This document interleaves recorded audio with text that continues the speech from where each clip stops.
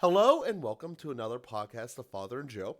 I'm Joe Rocky here with Father Boniface Hicks. And Father, we were having a conversation last time basically saying that it's okay to question things within our faith because part of that questioning thing is where we actually learn what is real, and that's how we learn that this is the direction that we ought to go. So, in the scientific world, as you mentioned in the last episode, we're able to devise experiments to be able to test what is the actual strength of gravity, what is the numbers behind it. And we can prove that and verify it. And that's how that becomes a scientific fact. But for things such as faith that we can't, concrete put numbers to, we're able to test it through certain thought experiments and actions. And then one of the other examples you gave was, well, how did anyone know Moses was real? Like, what was he talking about? Did it work? So they started to test it. They found that it wasn't better to covet each other's wives and goods and steal from each other. And it definitely wasn't better to start killing people you disagreed with. So, with that being said, we were able to see in a large context by testing it. Presumably, those things were going on before the Ten Commandments, and we were able to see a change thereafter. And we kind of are able to see this in various parts of our lives growing up and going through emotions. If I want to test something by finding out what someone likes, I might add more salt to something and see if they responded more favorably or not. And he also brought in the other key equation to this, opposed to testing the external, which I just kind of gave some examples of how we can do, but the self-checking of the internal. Because there is tendency for each of us to be different. All of us have our own unique personalities that, while are intertwined and have similarities, we're all unique in that regard. Some of us will instinctually be able to intellectually grasp a concept and never doubt it again because they're on board. Some people will need to physically do something that will lead them down that road. And some people, someone will just tell them it's good because they trust that person. They will never question it ever. And to get into the specific topic of today's episode, we're going about our faith. So I think that this comes down to how we learn to a certain extent, that there are people out there that were told this by someone that they trusted, maybe a parent, maybe a grandparent in their early childhood, and they instinctually just trust their faith. And we get this notion put into us that it's not okay to question things and just do what you're told. We're basically taught that at a very earlier age, and it's kind of built into the majority of us at our starting young age. Just do what you're told. Don't talk back. Don't question. And it can be a direct result to not want to question the most important thing, which is God. There's no bigger authority person than those who actually made you, which is God.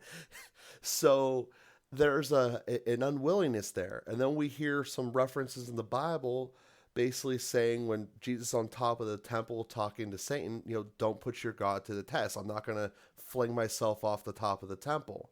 And, we hear, blessed is those who believe without seeing. And we get kind of this thought of, I shouldn't question because of all these things I put into us. But here in our last episode, we just went through a lot of adult, realistic reasons why not only is questioning okay, maybe it's something we ought to explore.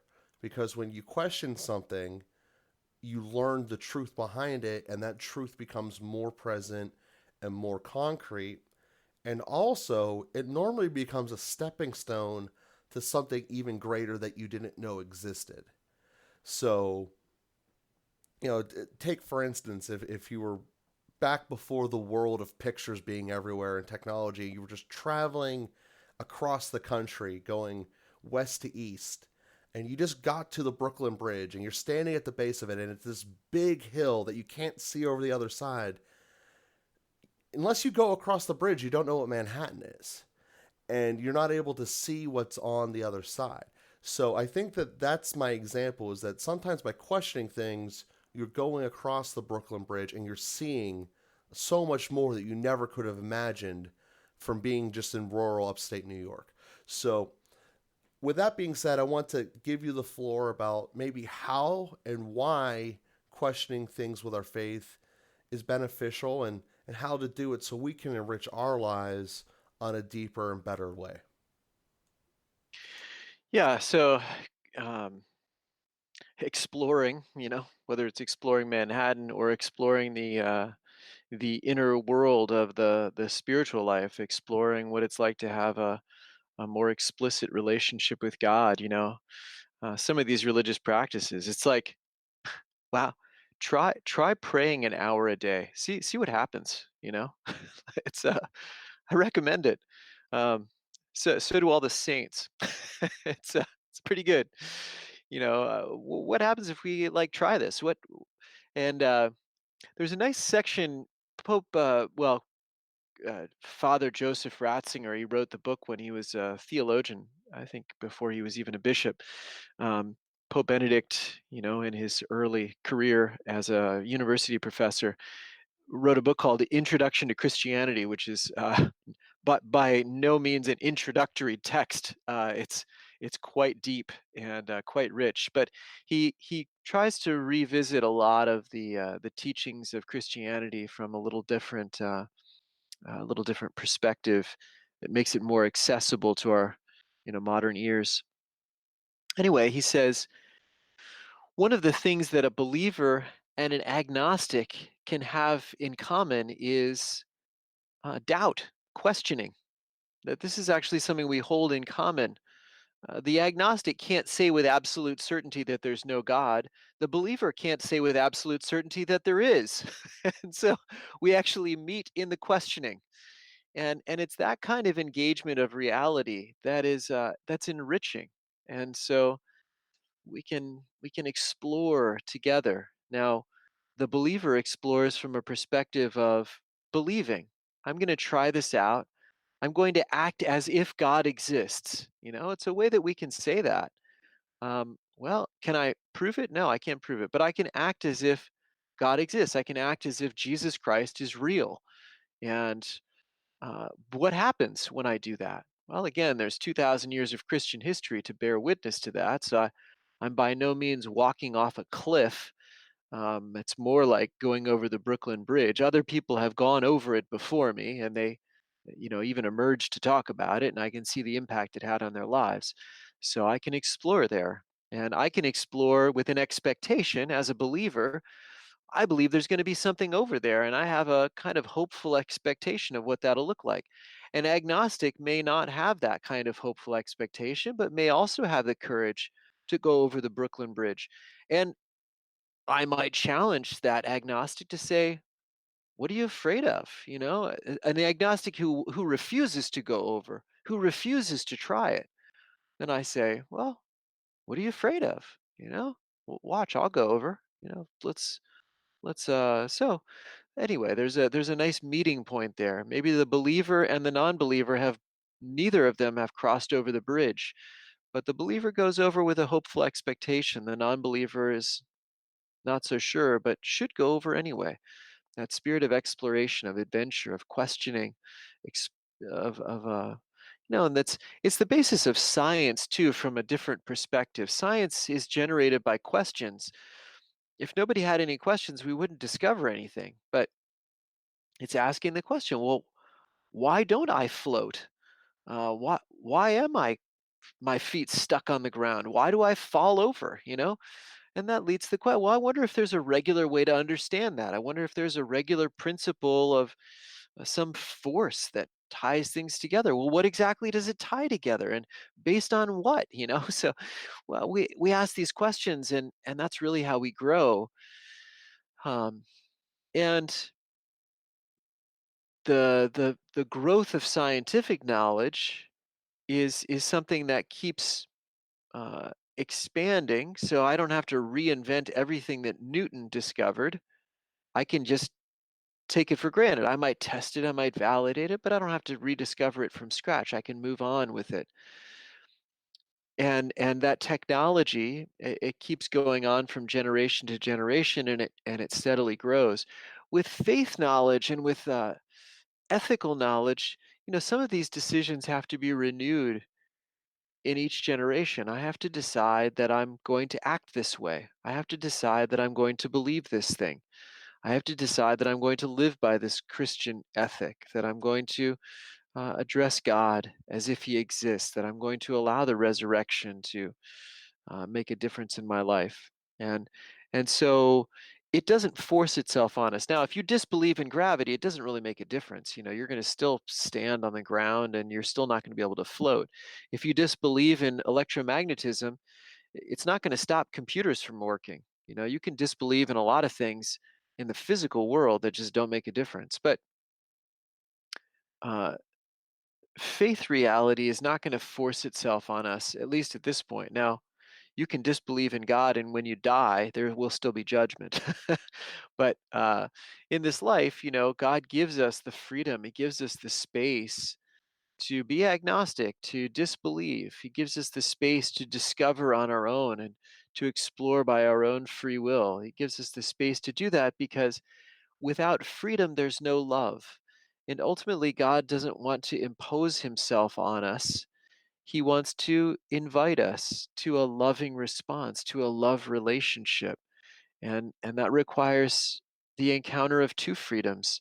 God is free, but He wants us also to be free. And so the decision to believe in God is always going to be one that we have to renew.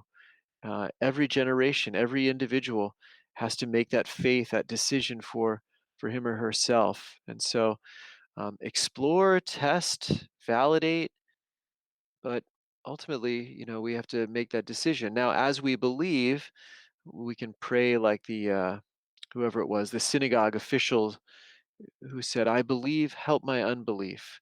And that's huge. That's the place really that all of us are in. There are areas that we believe, maybe the majority of the faith, maybe some of the faith, and there are areas that we don't and we struggle with. I believe. I believe in a lot of it. I believe in some of it. There are other things I don't believe in that are hard for me.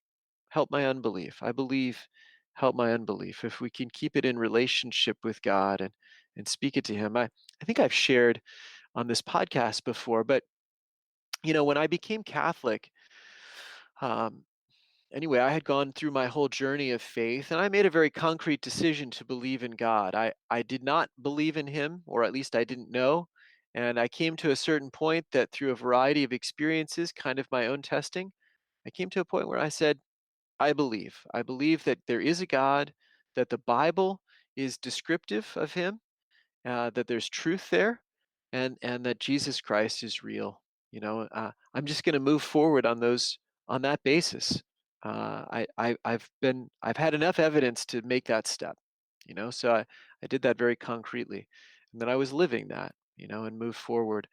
There was another point as I was coming into the Catholic Church. I had some people telling me about the Catholics' beliefs in Mary, and that they see her this way and see her that way. And I didn't know a lot about that, but I thought, okay, well, that's a valid criticism. I better look into that. So I read a book, Catholicism and Fundamentalism, Carl Keating, who developed Catholic Answers, and uh, I read some of his explanations, and I admit I didn't understand everything he was saying. I didn't even understand what the issues were. I didn't have the issues. It was somebody else's issues that they shared with me. So I kind of got them. I read the explanations. I could see that he was addressing those issues, and I was satisfied. There's a coherent understanding of this. I'm going to move forward. But as I came into the church, I was baptized. Uh, I realized, okay, I need to do something about this. Mary is a really important dimension of Catholic teaching and Catholic spirituality, and I don't really get it. And so I just said a prayer to Mary, to Our Lady, and I said, I don't really understand you, but I want to. I know that you're important, so please help me. And then it was amazing over the next year, the number of things that unfolded so that I developed a real relationship with Mary. Um, but that's the kind of thing. We have to be honest. We can just express these disbelief for these questions, these struggles, and then God has a way of helping us slowly but surely, helping us to mature and to deepen our understanding. And that's a very important thing that I think that we all ought to consider. That when we think about testing things, you immediately went into the way we should test it is to try it, is to enact it. The positives, because we know that the positive works.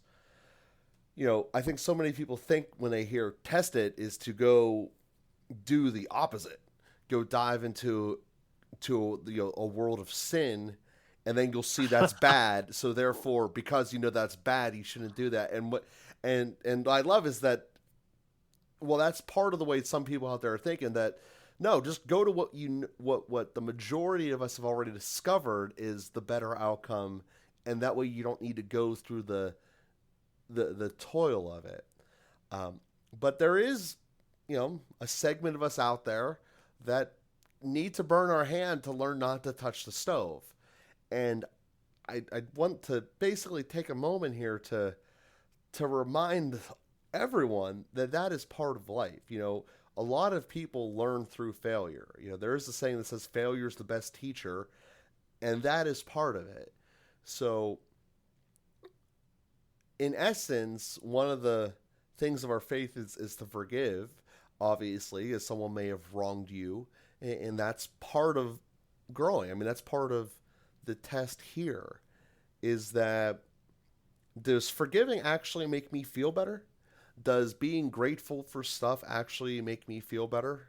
Does, complimenting someone being for good work improve everything around us? And the answer is yes. And on some level, people will go, well, that's common sense. What does that have to do with anything with you doing a Jesus podcast? Like, what does that have to do with anything? It's like, well, at the end of the day, that's kind of the core action points. As we've said before, the virtues are how you do your actions in real life. Do we learn more and try to figure out what it is behind it? And the other part that you articulated about in your learning that I think is very important is you didn't come in with a predetermined outcome.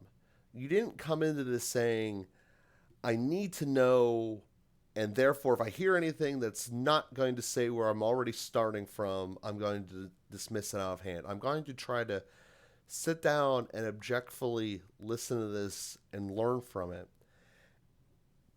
And I'm also not going to blindly just put my trust in this either. I'm going to think about this. As he said, you didn't even know what the issues were about Mary. You were coming in as a blank slate as you can be, which is great.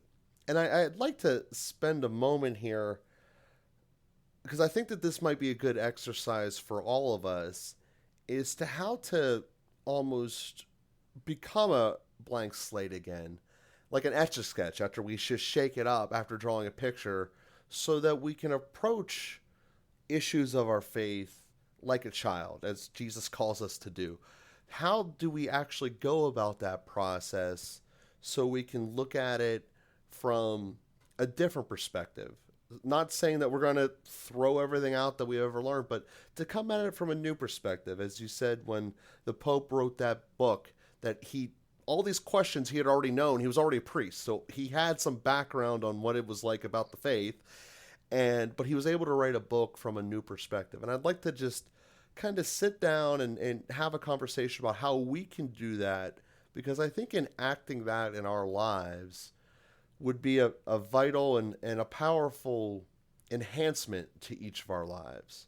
So if you have an answer to that, Father, I don't want to put you on the spot with something that might not be doable, but if you have an answer, I'd certainly like to go that direction.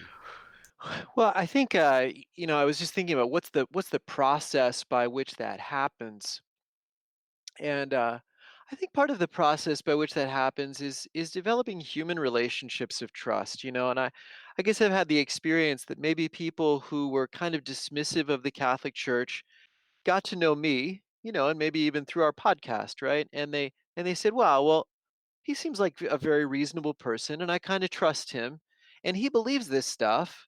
and so I'm willing to give it another try, and that sort of shifts us from, I like to call it a hermeneutic is a way of interpreting things, a method of interpretation. So moving from a hermeneutic of suspicion, like I doubt that's true, prove it, that's one attitude, as opposed to a hermeneutic of recognition. Okay, I'm open to believing, or I believe that might be true, but I don't understand it. Help me to understand it. So there's a different a shift in that. And I think if we can move at least to a hermeneutic of openness, it might be true. And I'm willing to kind of put some effort in to discover that. And I need to hear something from the outside. I think that's a good place to be. Again, why do people have doubts, or why do they disbelieve? That comes from a variety of experiences, and I don't think we can just ask people, oh, just kind of wipe that clean, because a lot of times those came from certain, well, think of the sort of horrible situation that we're in, that people who should have represented the faith most fully, priests, abused children. Now that wasn't, anyway, we can put that all in context, but the fact is that that happened. Not every priest, and not, anyway, but it happened. And so that damages trust. We say, "Phew, I don't know that I believe that person. I'm going to need some things to help overcome that." Or maybe I had an understanding. Now, a lot of what happens is people, and part of the reason we do this podcast, right, is that people have this idea about the faith. Oh, well, like this guy that was confused about the teachings on Mary. He says, Catholics worship Mary. They and I was like, "Oh, I don't think that's really true. I mean, I know Catholics, and I don't think they're like that far out." And so, but now he developed that idea for a reason. Now, maybe because some Catholics told him, maybe because he heard it from somewhere else, but um, just developing a hermeneutic of openness, that, well, maybe there's some truth there. That's a nice place to be.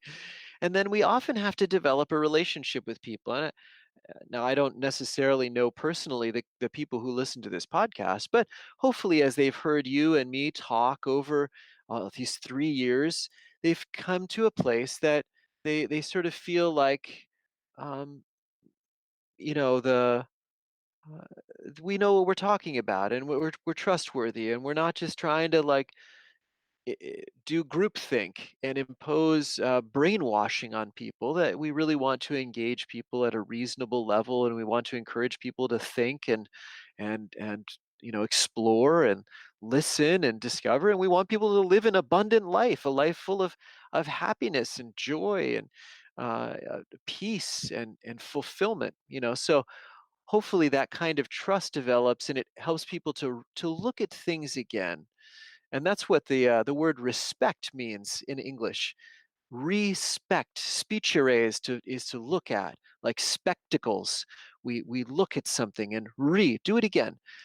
To respect, if people have enough respect for us, which leads them to listen to this, or they have enough respect for the people listening to this, that they would be willing to look at something again, look at these teachings again, look at the Catholic faith or Christianity again, look at Jesus Christ again. Have that respect. I think that takes us a long way in the right direction. Yeah, and that's something that we all can certainly do.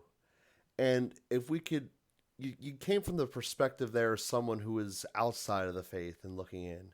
But for those that are in the faith and trying to be active there, how can we kind of do that blank slate to become deeper and further along in our journey of what God wants to reveal to us?